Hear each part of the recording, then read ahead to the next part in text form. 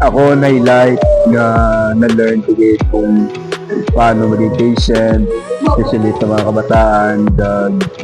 Even though mabudlay, lakad baka dungol, but ang kalipay at sa Ginoo, panguna din.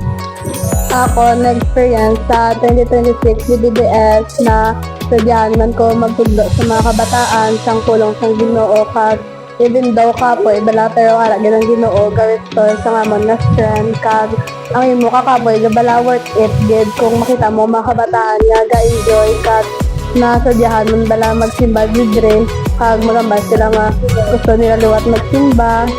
na daw no di ko nasadyahan muna kung paano kapag bala i-encourage ang mga bata nga magpalapit pagid sa Ginoo kag also ang paano pag maging light sa ila pagid sa pa share sang word of God and muna bata rin thankful man ko kay even daw kapoy but still naga continue sa Ginoo kag communicate sa mga kabataan kung paano pag sila bala pasadyahon kag Ang na-experience bibili sa DBBS for last season, subong child to be experience man Ako na-experience ko sa 2026 DBBS, God's Word Lights My Way.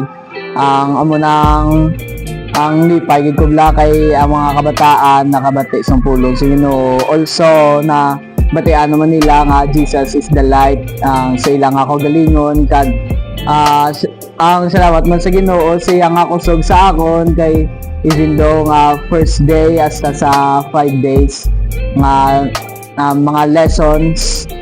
but still God is good, giving strength and also courage.